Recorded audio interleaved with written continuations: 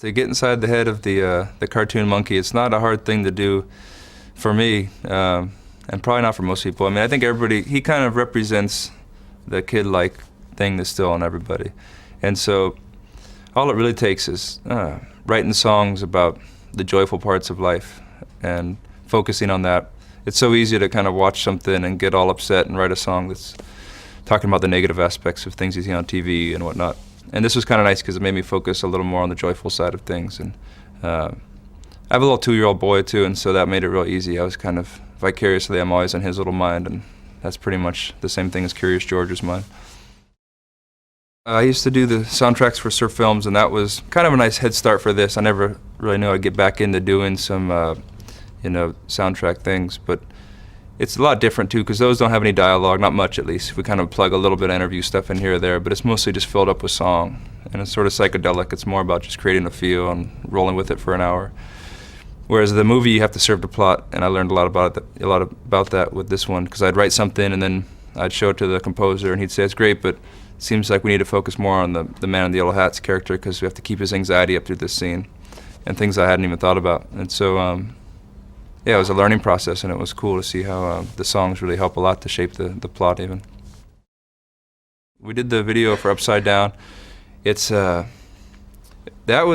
came out really cool. Like when I look at it, it looks pretty playful and fun and everything.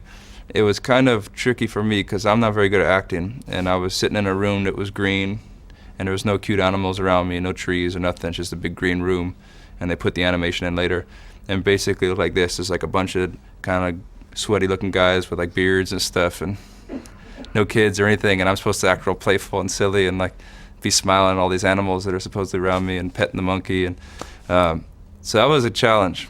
And they were yelling out some like nasty jokes just to make me laugh and stuff, and then they put in the monkey and everything, and it looks real cute in the end.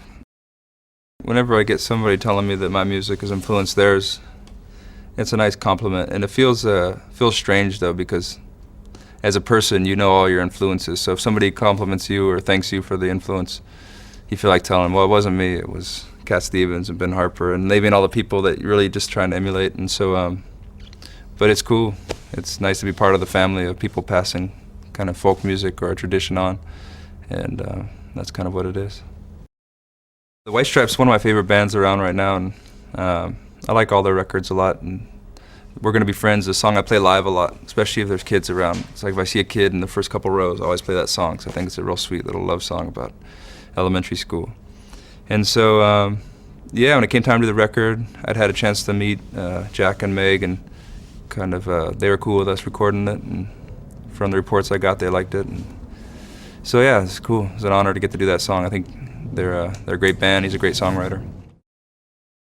There's not an official tour plan, but it's something I do in Hawaii all the time, is visit elementary schools. We have a foundation over there, Kokua Hawaii Foundation, and it's basically supports environmental education in public schools. And so I've actually been playing the 3 R's song, the Reduce, Reuse, Recycle, for a while over there at the schools, and now I've got a few more songs for the repertoire, so it's cool. I always kind of play like 2 or 3. Sometimes I play Banana Pancakes, which seems real kid-like, and then you get to the line about making babies and not minding the practice and stuff, and you always kind of try to mumble that part a little bit, and the teachers kind of look at you a little funny. And so it's good. I got a few more. The sharing song will work good at schools, and a couple more.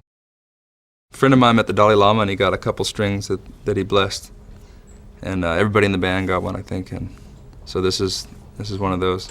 That's pretty cool. And then I met Willie Nelson, and we did a show together recently, and I was pretty excited, and I ran out of things to talk about, and I was trying to impress him. I said, the Dalai Lama gave me this string, and he was like, oh, that's pretty good. And he's like, I was hanging out with him last week, actually, and he told me this whole story, and it's his own private deal, so I won't go into it, but it was pretty funny, because I just had this little string on my hand, and he had this great story about hanging out with the Dalai Lama. I think he even called him the Dalai.